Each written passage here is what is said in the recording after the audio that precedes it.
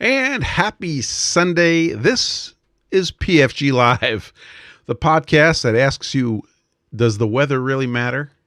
And it does, because Evils is reporting 20.2 degrees in his abode. Josh from southern Manitoba is reporting at CXMD 290 at 19, gusting 27, minus 14 with a dew point of minus 20. And the remarks are long and unimportant. DBX near the White Plains, New York, is reporting winds of 150 at 6 knots, 10-mile visibility with few clouds at 10,000 feet, temperature minus 04, dew point minus 11. Josh, our audio check, says check, check. Dale from Widgetworks says that it's minus 25 science and overcast with light snow in northwest Snow Mexico. Welcome aboard. Goku in Strasburg, Ohio. Actually, I think I know who this is this time. 35 degrees and cloudy. Welcome, sir. Nice to see you. It's Adam. What else? We got Chris O. We got a whole bunch of people checking in. You guys check in. I'll get to you. RJ's Workshop. Welcome, RJ. 57 degrees Fahrenheit, 51% relative humidity with the winds at 10 miles an hour from the south in Johnson City, Tennessee. Welcome. Bill Olney in Rome, New York, home of the Air Force Research Labs. 15 degrees Fahrenheit and a nice warm day. Well, right now here in the Windham of New Hampshire, it's 23 degrees Fahrenheit. And it was cold last night. We hit minus 1, I think, was the overnight low Fahrenheit. Chris O is with us from LACA, where it is 67 degrees Fahrenheit. Could you please send some of that to the east? We would like that very much. Art That Makes Art. Wes was early. He was actually number 1 reporting in on the YouTube. He says it's 44 degrees Fahrenheit and raining in south central Idaho. It's good for the onions and the potatoes, as we say. Hi, and welcome aboard to the PFG Live. We are back. We have some good news today, so stay tuned. Make sure you have a pencil handy. CJ Stevens is reporting 55 degrees and sunny in East Tennessee. Yeah, we have two Tennesseans in the chat today. Now, Tuck, okay, Tuck is in Calgary, Canada, where it's mostly cloudy. It's minus 23 C and minus 9 F. He goes both ways on this. And you may be wondering, why is Tuck in Calgary of the Alberta of the Canada? And the answer is airlines. He's flying somewhere. That's all I'm going to say. That's all I'm going to say about that. RJ's Workshop says he's just a Tennessee visitor for a short while. Well, enjoy Tennessee. It has got a lot of east-west to it, I'll tell you that. Welcome aboard. So this morning I learned that Luxembourg, the country of Luxembourg, is approximately the same size as the state of Rhode Island, within limits. And I knew it was small. I'd never had quite a good reference, but saying that it's about the size of Rhode Island makes a lot of sense. And I have something from Luxembourg, and without cheating, meaning if you heard me say it earlier, that's cheating. Does anybody want to guess what item I have from Luxembourg? A Hilti drill. Negative. I didn't know. Are Hiltis made in Luxembourg? A bank account. We don't talk about that bank account. Anybody? Okay, now you can cheat. If you heard me say it earlier, you may cheat. While you think about that, I will welcome PFG Stones. No. I'll give you a hint. It's a mathematical thing. Dun dun dun dun dun dun dun. Anything? Anybody? It is a calculator. It is not an abacus. You were getting closer. What was made in famous calculator was made in Luxembourg? Anybody? Am I mixing up Liechtenstein? Yes, I am. I can walk over there to grab it. Yeah, am I mixing up Liechtenstein? Is it Liechtenstein? It's a Curta calculator, and I was thinking Luxembourg. It might be Liechtenstein. I have to go check. Anyway, that's what I was aiming at. We'll find out. It was not a slide rule. It's a Curta.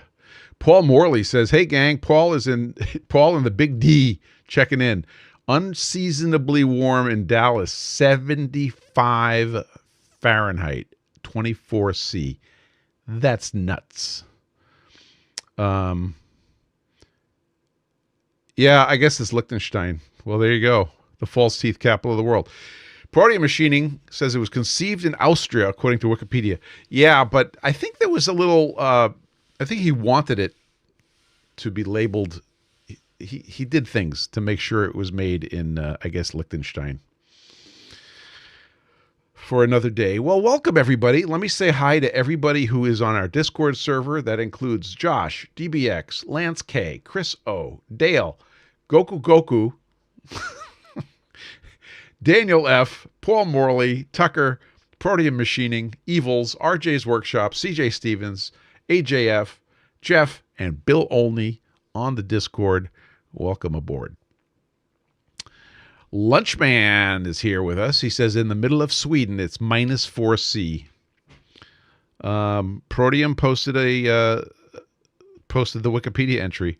Yeah, he began looking for financial backers, at the same time filing continuing patents as well as several additional patents to protect his work. Franz Joseph II, Prince of Liechtenstein, eventually showed interest in the manufacture of the device, and soon a newly formed company, Cantina AG Mauren, began production in Liechtenstein. The Curta calculator. I bet you didn't think we were going there today, and I know I didn't either. Excellent. So for that, we'll just say and move on. So Tucker, thanks for checking in. Tucker is on vacation, but he checked in anyway, and I appreciate that. We discovered an IT problem earlier this week, which we fixed. Yes, Indiana John, they are freaking cool. Okay, another piece of trivia. This one I get correct. What sport uses Curta calculators to this very day? What sport uses Curta calculators to this very day?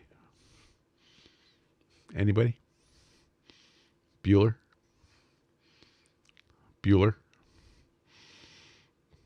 No, not soccer. Nope. It's because there's a rule preventing not using Curta calculators. There's a rule that says no electronics allowed.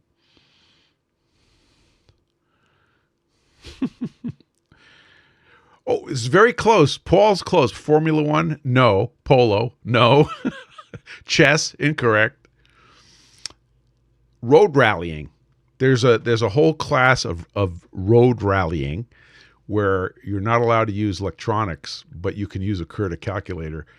And usually the number 2 guy who's doing the navigation and checking their times between checkpoints, because you want to nail the time. They're doing calculations using a Curta calculator, and that's where Curta calculators actually have a market today, besides us nerds, So check it out. It's true. We discovered an IT problem and fixed it. The former is not unusual. The latter is. So down in the corner of the screen, it says PFG.Live, and that was taking you to the website, my website, which was incorrect. I didn't want it to go there. I wanted it to go to the playlist on YouTube. It has been fixed. It now goes to the playlist on YouTube. So if anybody's interested in looking up all the old PFG Lives, and you don't want to go searching all over the place, just go to your browser and type in PFG.Live. It'll take you right to the right place on YouTube. And it'll also get you to a subscribe button. So if you're not subscribed, You can go take care of that right now. So there you go. IT fix for the day. PFG.Live is fixed. What else is going on? You may recall with fondness that last year, around this time, what a shocker, we had a little contest and we gave away a McMaster car catalog. Okay, I am happy to report that it's this time of year, and here is the McMaster car catalog, all, I don't know how many pounds of it, ready to go to the next lucky winner. So I will be sending out this glorious box of yellow and greenness to somebody, and we will give you the rules on the next PFG Live. But we're gonna, I may be doing a fundraiser on this one. Yeah, Podium says now's your chance to get the latest bathroom reader. And Paul is having trouble getting the video on Discord. Hey, Discord guys, video coming through okay? Let Paul know. Yeah, so let me know if you're interested. We'll announce the rules next week, but basically we're gonna, I think, do a fundraiser for this one. But stay tuned. That's the McMaster car catalog giveaway. And it will come to you packed in a box, unopened. This will never have been opened. Brand new, glorious piece of important machining literature. So let's see. The other piece of really good news, you may recall, we announced a new event called Two Guys and a Pencil, and that's Tom Lipton and Robin Renzetti in the same place at the same time, which is really dangerous. We had a really good time with them last time, and this time we're going to be doing an event called the Problem Process. And the Problem Process is, there it is, we're going to get Robin and Tom together live on the PFG Live, and we're going to present them a problem to solve, and then live in real time they're going to work together and solve the problem. So this is going to take a little bit of engineering on this end, because we kind of like to have a mutual whiteboard, so there may be some stuff going on. If we can figure out how to do that cleanly, that's how it'll work. But irrespective, the problem process the first one will take place on February 9th. February 9th. Okay, so that's 1 week from today, because today's the 2nd. So February 9th, the problem process. Now, we have several entries of problems as candidates for that. If you go to pfg.gg/links, you will, and scroll down, you will see this page, which I have up on the screen, and just hit that big red button, and you could submit the problem that you want to present to Robin and Tom. I will be picking the candidate and getting it all structured up so that we could lay it on them and have some fun. So that'll be February 9th right here on the PFG Live. It will go long, probably. Usually we try to hold it to an hour. It will go as long as it needs to go. Just be advised. And that's going to be on February 9th. So I guess we'll announce so we have two things to look forward to on February 9th. Oscar, welcome. He says, that's awesome. Can't wait. Yeah, me too. Indiana John says, I have a lot of catching up to do. I haven't tuned in a while. Well, that's what YouTube's for. You can go back. You could study, get ready. But this should be fun. It will take a little bit of engineering on this end, but we'll figure it out. It should be no problem. What could go wrong? What could possibly go wrong? Okay, so moving ahead, let's see. I'm going to show you guys a few things. But first, let's talk a little bit. If I told you that one of our machining community came along and said he got a new mill, a new CNC mill, and you said to him, please, tell us about it. Tell us about your CNC mill. What's the first thing that is most likely to come out of their mouth about their new CNC mill? What do you suppose the first thing they're going to talk about? The brand, maybe. The model number, the brand, and the size. What do you mean by size? The smell. The new machine smell. How big the taper is. Okay. Yeah. What else? So what does size mean in a how many axes? The table and the travel, right? What are the travels on the table? Okay. Tucker says the cost. Goku. Adam says he would flex on spindle speed. A new 42K RPM mill. I know what gets you excited, buddy. So, in my mind, and you got it. You know what the size is, right? It's like, oh, I got a new mill. What is it? Oh, it's a 13 by 40. I was watching Adam Booth's video last night. I was catching up on his stuff, and he was talking about the model TPM 1340. And what does that mean? It's got 13 inches of travel, and it's got 40 inches, 13 inches in Y and 40 inches in X and whatever. So we always talk about this this envelope of motion.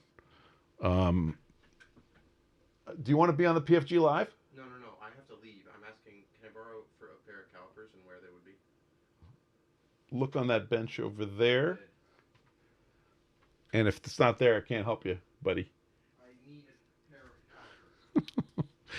Anyway, so we call this the work envelope, right? And by the way, that was my son who's looking for a pair of calipers, in case you're wondering if this is machining related. And the work envelope of a machine is pretty important. Wes says how big of a hole you need to cut in the shop to fit it in, which is, it's related. Indiana John says the horsepower. So what the idea I want to put in your head is this whole idea of what I call the envelope of action. In other words, over what volume, and right now we're talking about physical volume, over what volume can this machine operate? So I have a grinder, which I like very much, my Okamoto. And if you said to me, tell me about your Okamoto, I would say, oh, well, it's a 6 by 18, or it's an 8, mine is an 8 by 18. My old grinder was a 6 by 12. We talk about that. Adam says, I find travel sizes to be problematic when talking to purchasers. A 40 by 20 by 20 Z-Travel mill can't make a part that size. Z capacity is always limited to the feature depth and part height. So I give customers a part size 6-inch cube. Proteum says Z is always exceptionally problematic because it doesn't describe how far from the table it starts. Yeah, you guys are basically in violent agreement. So I'm going to offer this term called envelope of action, right? What is the envelope over which you can operate? So my grinder has actually a ridiculous amount of Z. Again, it depends on the fixture and all that kind of stuff. So you got to be careful talking to customers. But when we talk to each other, those are the numbers that pop out. Tucker says brothers have a 4-inch gap between bed and spindle height, ? Yeah, I've heard that they can't get all the way down to the table. Adam says, my grinder can fit a 16-inch tall part, but if the customer sends a solid 16 by 16 by 60 16 by 6 by 16 block, I'm going to have an issue. Protium says that the brother is 7 inches from the tool to the table. So you have to be careful with that. So I want to expand your idea of the envelope of action from this physical machine capability to other things. Like, for example, we'll start with something simple. Here is, okay, what's that?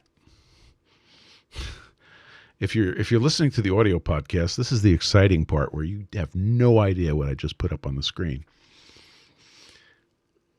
So in Boston, there's this thing called the T. Yeah, Evil says it's the tube map because they call it the tube, and not, in Boston it's called the T. In New York it's called the subway, but that's the T map. So if you said, where can you go using the T?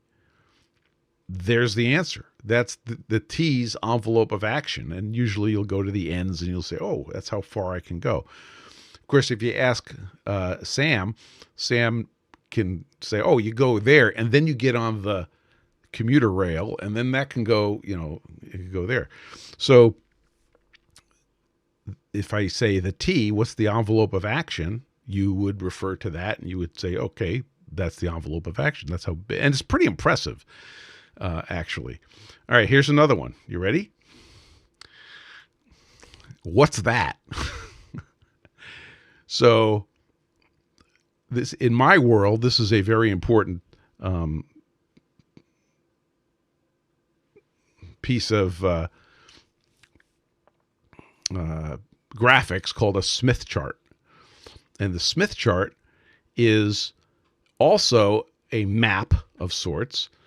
But the reason it relates to envelope of action is this maps what we call the impedance of a transmission line or of any system in an RF system. And we like everything to be normalized to a certain impedance, usually 50 ohms. Yeah, RJ's got it. And that's the center of that chart. The dead center is the 50 ohm point.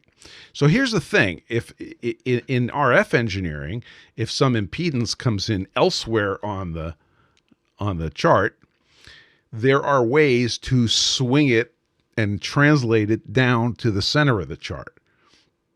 But it's not arbitrary. So depending on your limitations, there are places you can't go. It's like you can't get to 50 ohms from some of the parts of the chart based on the limitations of your system. So your system has a certain envelope of action with respect to impedance, and that's mapped out on this thing called a Smith chart. Okay. Also in my world, we have these things called antennas. Okay. Some of us design them for a living.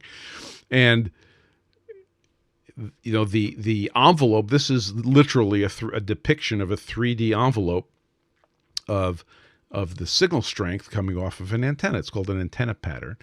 And we can picture, those of us who play with antennas all the time, we kind of picture these antenna patterns, and that's the envelope of the action of the antenna. So here's my question to you, is what is your envelope of action?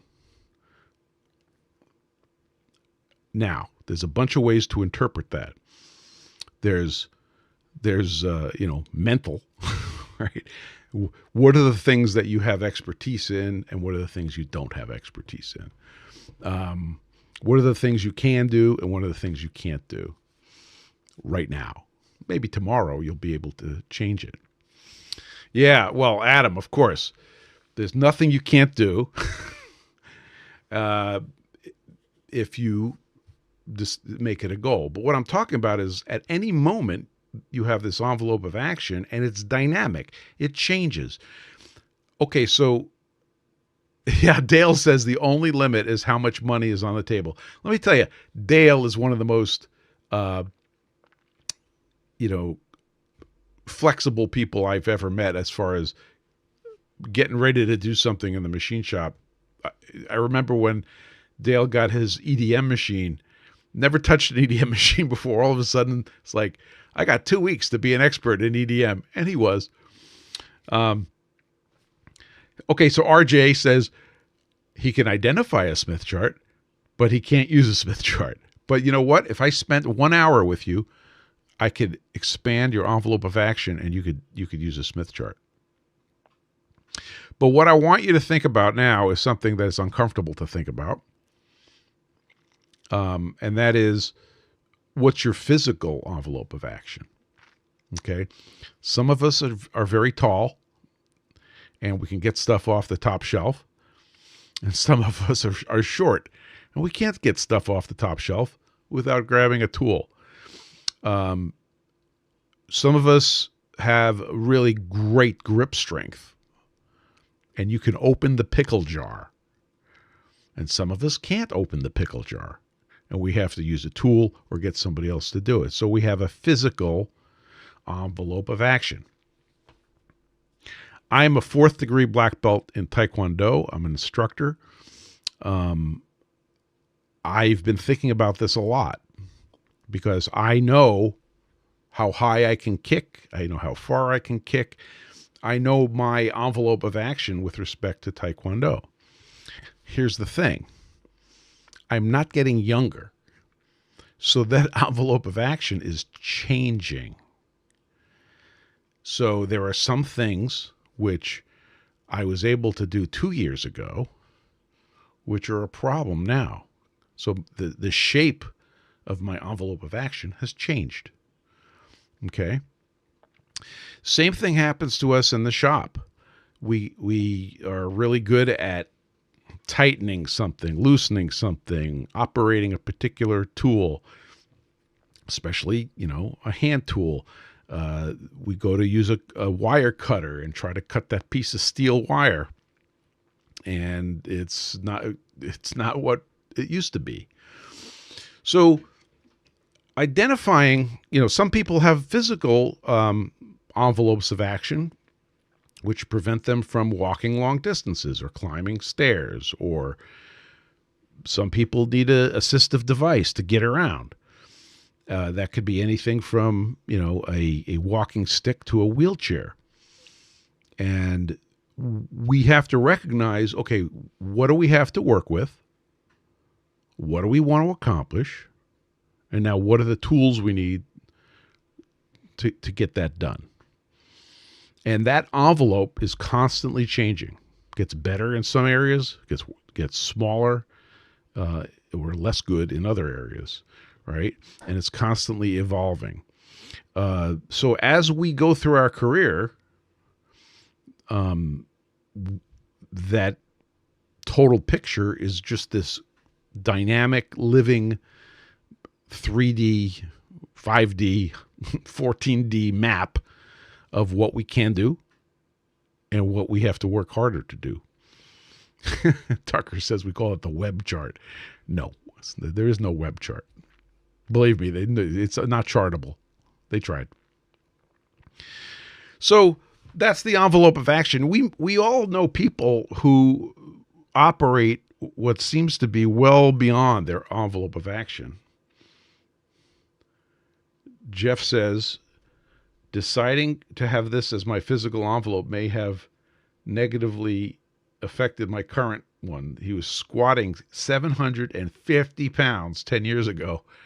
Can you do that today? No, Jeff, can you squat 750 today? What do you think you can do today? A 300. So Jeff had this envelope of action which was big in that particular area, and it has now changed shape. Yeah, 52. I'm 10 years ahead of you, buddy. I'm up the road 10 years from you. Yeah. So we have to consider these things in the shop from a few standpoints. And one of them is physical. And what triggered the thinking about this was I have members of my family that have physical limitations that they didn't have, 20 years ago. DBX says, I expect shortly to have the envelope of action end at the foot of my bed.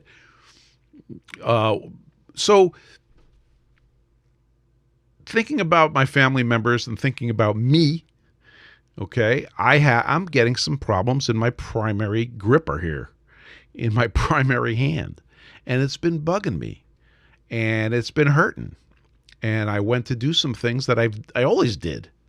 I went to open a pickle jar. I went to, metaphorically, and it hurt. And that made me not happy. So it's not going to slow me down. It's not going to change what I like to do. It's not going to kick me out of the shop and say, you can't do that. But I have to change how I do things based on the shape of the envelope of action. If you want to go from Boston to New York City and you can't drive, well, there's one way to go. You can get on the T, pick up Amtrak, get on Amtrak, go to New York City. If you can drive, you get in your car and you drive. Yes, yes, Dale, this is a family-friendly show, but you can draw your own conclusions.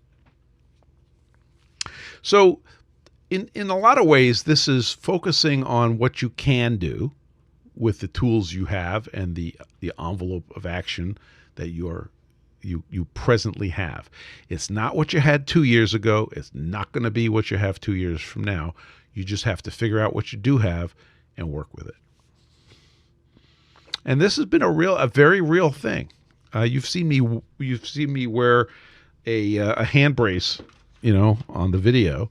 I'm not wearing one right now, but here's one of them. And no, Tuck, this is not an Iron Man suit. And it makes me think about how I'm going to be operating in the shop in 3 years, or 4 years, and 5 years. And you need to be doing the same thing. You need to be thinking about that. That's envelope of action. So we have a new term.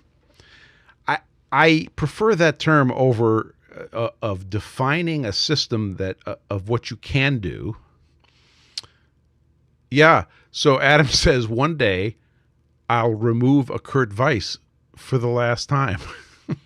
And then he says, the sooner the better. Yeah. Go sling around a 688 Kurt Weiss. And you start realizing, oh boy, howdy. Indiana John says, so we should all get shop gantries. So look at Adam Booth. Okay, his back was bugging him, and he's not. He's a young guy. I could say that he's a young guy. So he got a skyhook, and he installed a couple of them, and he uses them, and he improved them. The jib crane. Dale is building a jib crane right now to handle some big stuff, and that's going to improve his envelope of action. That's what we're talking about. But we're problem solvers, so that's what we do. You need a little leverage somewhere, you build some leverage. You need to expand your envelope of action, you make a tool for that. And that's exciting to know that we can do that. So it may not be easy, but we don't do this because it's easy. We do this because we thought it would be. Right, Dale? That's the flag hanging in the shop. Okay. So let's start thinking positively, and let's start understanding that term. What's our envelope of action, and how are we going to apply it? Okay, I wanted to talk about some technical nerdy stuff today. And you are no doubt aware that has to do with cyanoacrylates. Now, recently, as just a matter of coincidence, or as we say, coinky-dink, one of my favorite YouTube channels, which is Veritasium, I like Veritasium very much, did a whole thing on cyanoacrylates. Of course, the title of it was, why super glue is sticks your fingers together or something like that. But really, it's a great video about the history of cyanoacrylates and the action of cyanoacrylates, how it works chemically in a way that even if you don't have a chemistry background, like I don't, it's very understandable. So I'm going to recommend you watch that video. And a second video that I'm going to recommend you watch is also linked in the description of this video, and it's by I forgot the name of the channel. Sorry, but we'll get it. It's in the description already. Maybe somebody can grab it and throw it in the chat. But it's an older video, and the gentleman who is a model builder and hobbyist, yeah, that's at Goobertown Hobbies. And he is a PhD in chemistry, and he kind of paused in his hobby building to explain how cyanoacrylate works, and it's really super. So between those two videos, you're going to become an expert. And there's thank you for putting that up. There's Veritasium's video, why super glue is perfect for gluing skin. So we use super glue a lot, don't we?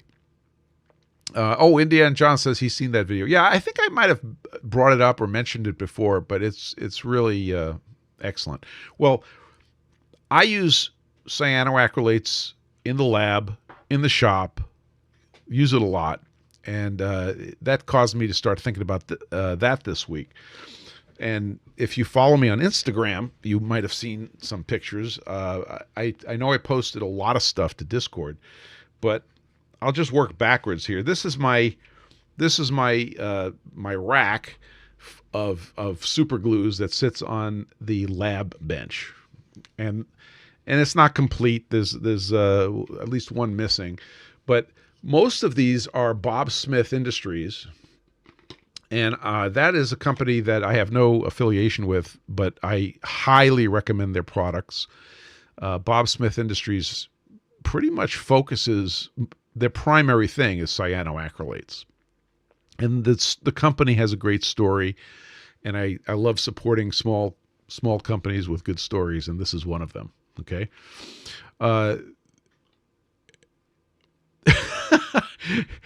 RC Diesel says, I don't like keeping accelerator near the glue. It just seems wrong. You mean you don't keep the matches next to the gunpowder? I don't understand. What is the problem?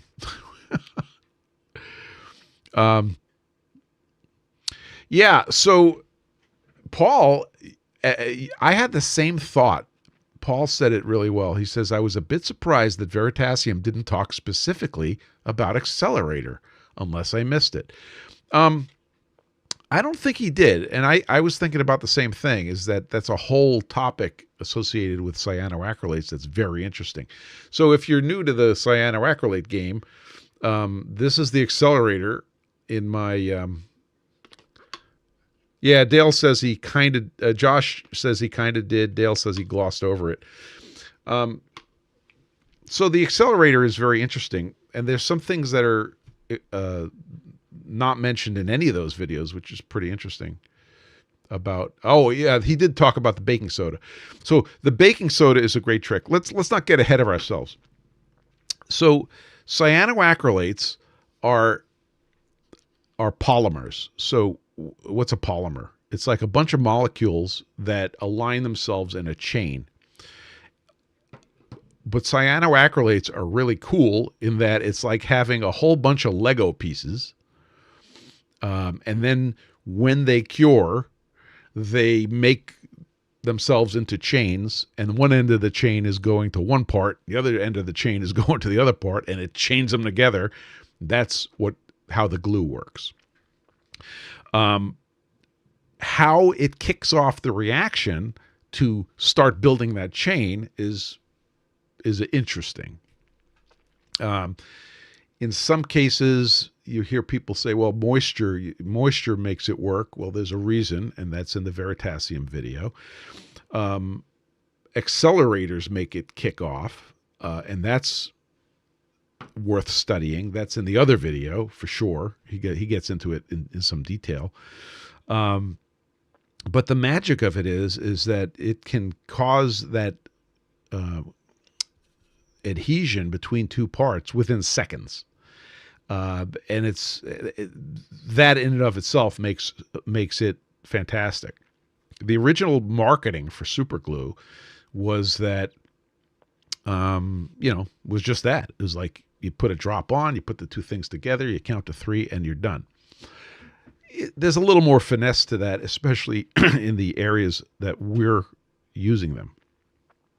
Cyanoacrylates come from in a range starting with the very, very watery, pure cyanoacrylate, with the original super glue, and it literally has a viscosity like water. And then later, as that whole market matured, different additives were brought into the cyanoacrylate to give it different properties. One of the additives, for example, is rubber. And there's a black cyanoacrylate that Robin Renzetti has made popular. I used to call it 380, Loctite 380. Black Max was another name for it. And of course, I think Bob Smith also has one. I forget what they call it, but it's black in color. So that makes a very tough glue joint, whereas pure cyanoacrylate can be a little bit brittle. So the additives modify it. My favorite is this Bob Smith. It's called extra thick cyanoacrylate. So it's got some fillers in it, and it makes for a very tough connection. And it is also will fill a gap, whereas the watery type cyanoacrylate won't. Years ago, I knew a model builder who was just magnificent. He built model airplanes, and he showed me the baking soda trick.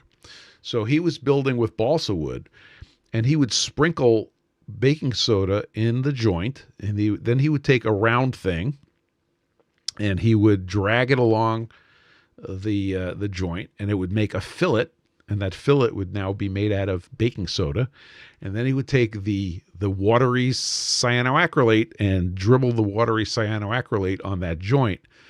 And the baking soda did two things. Number one, it of course was the accelerator, but also it created the physical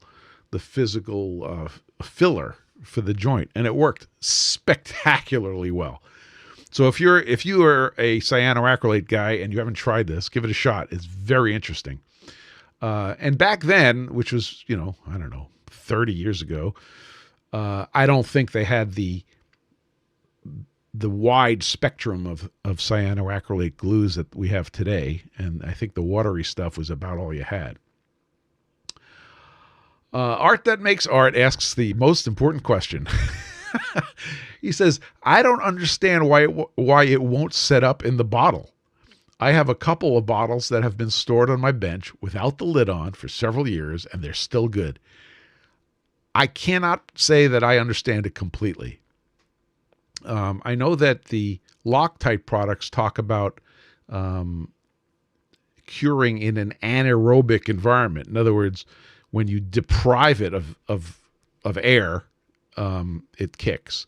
Other things I've seen talk about moisture, and water is part of the equation here, and it's talked about in the videos. Indiana John says, how do you know if CA glue would be able to bond Teflon to steel? So if you have as always, this is sort of your mileage may vary. You have to check with the manufacturer for a particular application if it's critical. Okay. Teflon is, I'm sorry, you're asking a lot to bond to Teflon.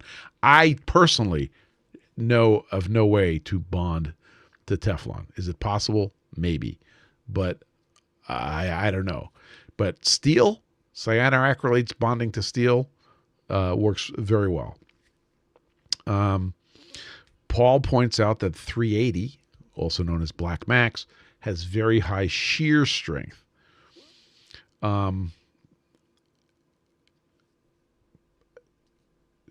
Dale says screws work good on Teflon. Yeah, but they don't come in a bottle. So on my bench we have three. This is the medium gap filling from Bob Smith. We have the extra thick gap filling from Bob Smith. I have a bunch of Loctite Ultra Gel, which is sort of Loctite's version of the Bob Smith extra thick. And then not shown here, but downstairs in the shop, I've got the watery straight CA, that straight super glue. Now, my recommendation on that is they come in these little teeny weeny metal tubes, and you buy them, you get a dozen or 2 dozen of those little tiny tubes for the watery stuff. And that's a really good way to buy them, because you use them and they don't tend to last very long, but you only have, I don't know, a gram or 2 in the little containers. And that's a good way to buy those. Indiana John says, I was planning to use screws for his Teflon, but he figured he'd ask since we're talking about CA glue. Yeah, Teflon is its own topic. It's a very difficult thing to bond, and I would not count on it. So when I was getting organized in the lab, I had all sorts of different CA glues kicking around, and this is just lab logistics. I decided to, Proteum posted a really good link called This to That, how to glue this to that. It's in the chat, thistoThat.com. I haven't seen it, but if Proteum thinks it's good, then it's good. So I decided I needed to design some holders. So I started designing a rack for the different Bob Smiths that I use. So it's got holes for the 2 ounce, not 2 inch. It's got holes for the 1 ounce. Excuse me. It's got a hole for the accelerator. Okay.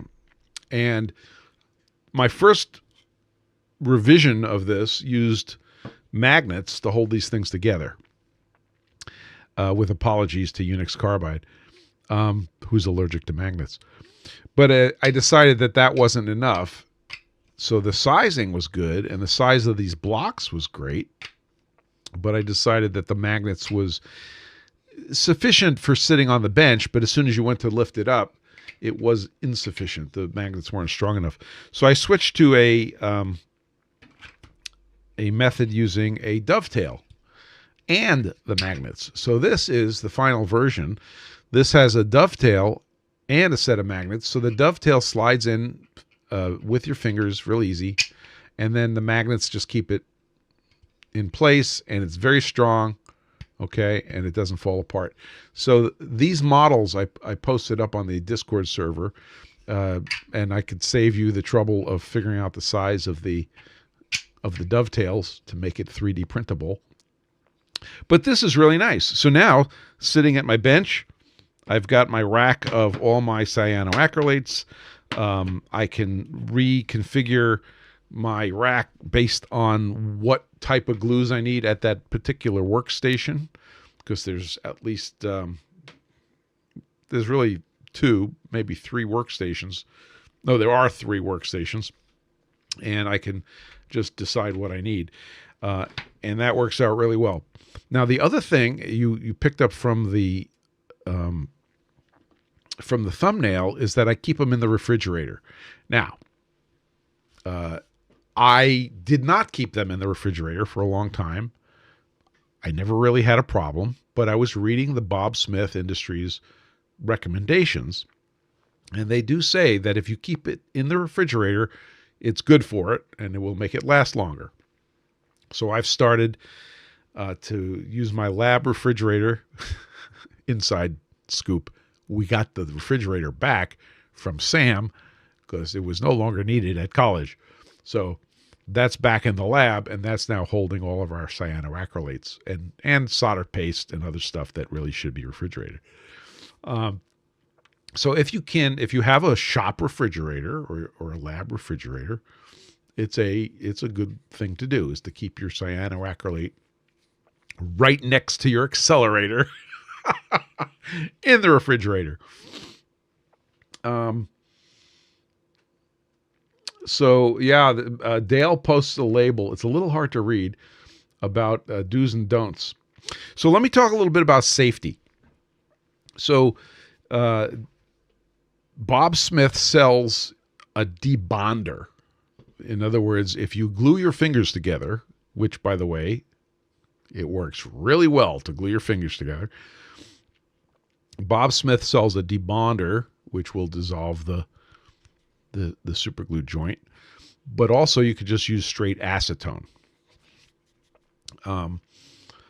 Jeff Dumas says, I'm worried that my CA glue may start tasting like pasta sauce if I keep it in there.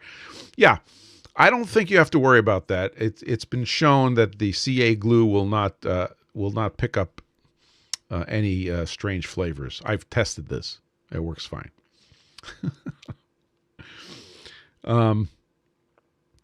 Please wear your eye protection when you're using CA glues, okay?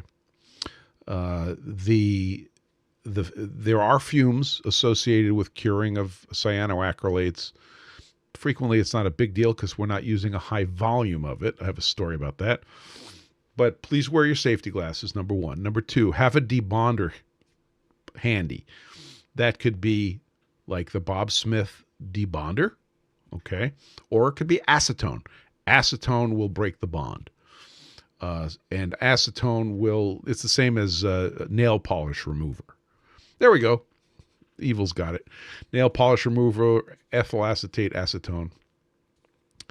But the other thing is, and I've noticed this as I'm working with it at the lab bench, it does have a irritating fume associated with it. And what I've started using, and I'm sorry I don't have a picture of this, but I have a little fan and filter, a little that sucks up fumes and shoots it out the back, going through a carbon filter that I use sometimes for soldering.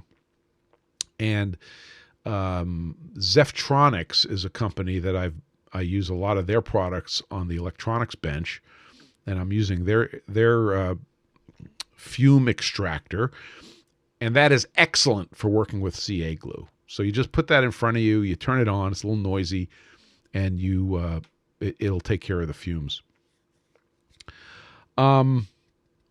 Yeah, Paul is citing Robin as keeping large quantities of CA in the fridge and dispensing small amounts into a smaller bottle. All good.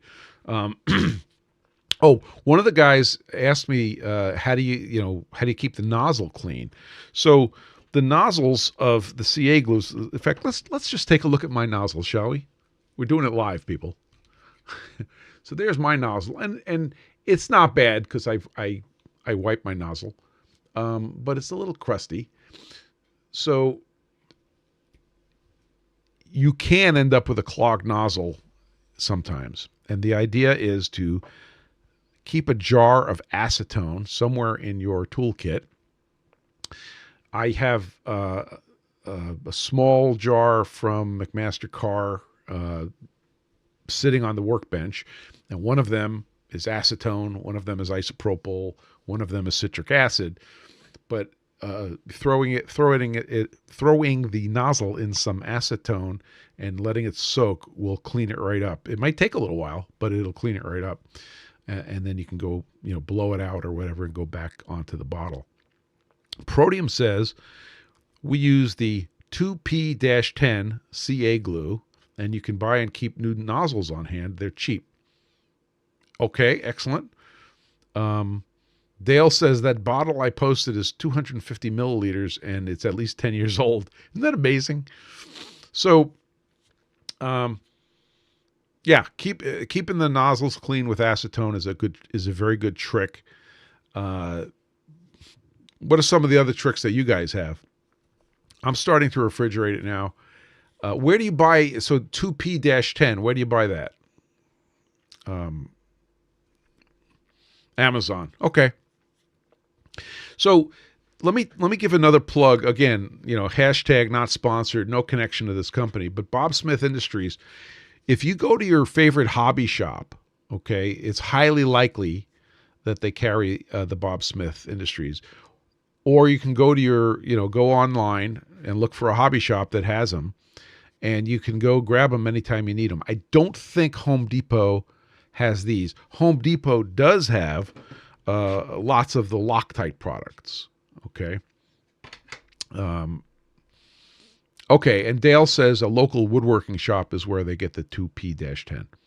It's all good. Really, the companies differentiate themselves with the additives. Okay, Loctite has a huge range of CAs with additives. Bob Smith has a small range, but an excellent range of CA glues with appropriate additives. And then good old super glue is that watery stuff that you can get on Amazon. You can get it at Home Depot. And again, it's useful, but you got to be careful as to which application you're using. Do you want any additives in it or don't you? So here's a story.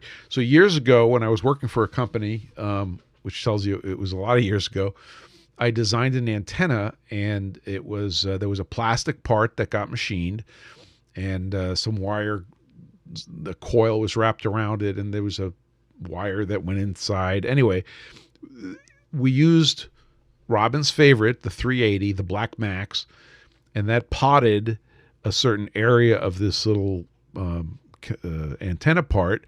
And then, of course, you hit it with the accelerator, and it cured really quick, and it was great. So this was the build technique for this antenna. Well, it goes into production, and then one of the guys who's very clever took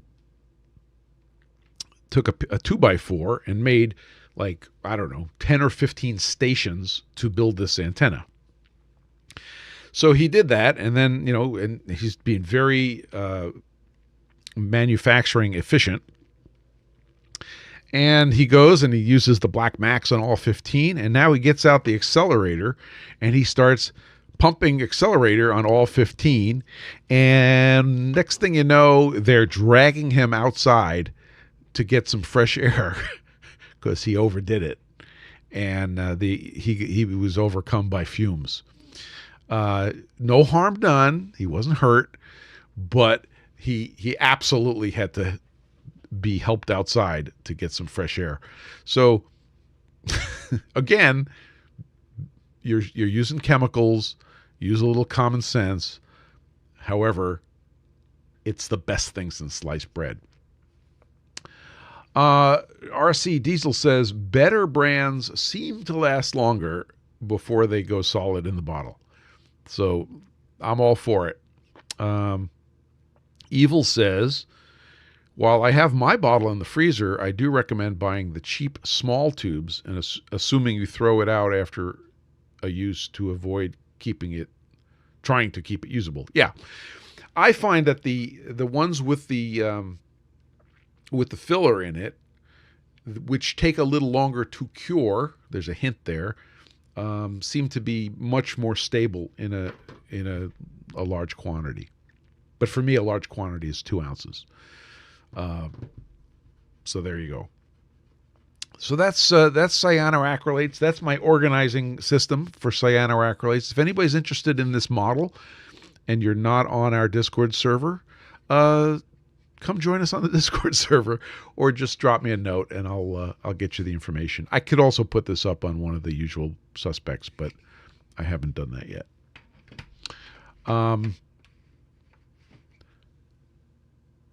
Yeah, so okay, so Dale is showing us the chemical name of what's inside the activator.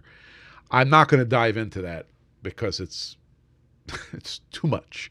I have an activator right here, or an accelerator, I should say, and I don't have the ingredients on this label. I'd have to look it up. Protium says, do not recommend accelerator using CA for work holding, at least in our experience.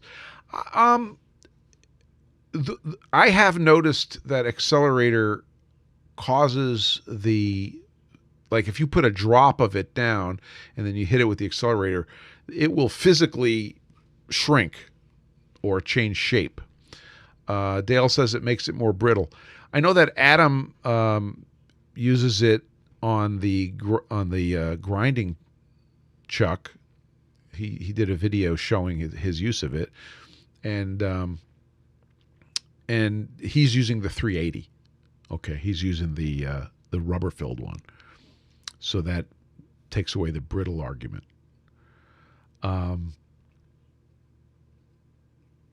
Yeah. The good news is it's not an expensive thing to get into. It's not an expensive thing to experiment with, and I encourage you to do that. Just do it safely. But it is, in fact, without question, the best thing since sliced bread. Notice we haven't said it is a replacement for hot glue.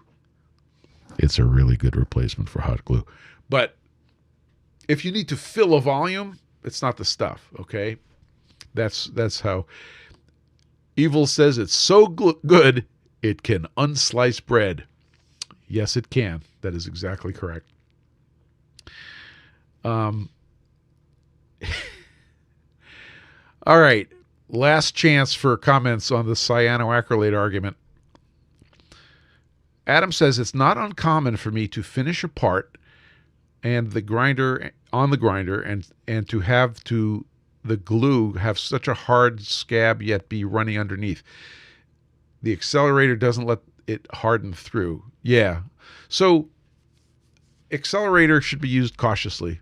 And if you have an opportunity to let it cure, if you need it to do so for maximum strength, go get yourself an orange juice and chill out. So go to your favorite hobby shop, get some stuff, and start experimenting if you haven't. Evil says a warning about heat generation when setting. Yeah, like any chemical reaction, when that reaction kicks off, it may generate some heat. So use some caution there. And certainly do not plan on using this in large volumes. Tucker says, don't use paper towels to clean up CA glue. Gee, Tuck, do you have personal experience? It will kick in the paper towels, and the paper towel will be attached to whatever you thought you were cleaning up. When I was doing these guys with the magnets, I did give it a wipe with Kim wipes to clean off the excess before hitting it with the accelerator. Oh, you must have been wiping up quite the volume of spilled CA glue, dude. He says the paper towel was smoking. Okay, please be careful. But definitely, if you haven't experienced using CA in your shop, go play with it. Well, I think we did it. I think Bob Smith Industries owes me a little kickback now. What do you think? I love those guys. Well, next week, February 9th, is going to be the problem process with Robin and Tom. And don't forget, Tom says, that's a bozo mistake waiting to happen there. And Robin says, I am not an expert. But we'll treat them as experts next week on the PFG.Live. I'll remind you, if you need something flat, head over to PFGStones.com. If you got to get subscribed and you haven't, head over to PFG.Live. And we'll see you next week. Same bad time, same bad channel. And remember to get flat and stay flat. We'll see you next week.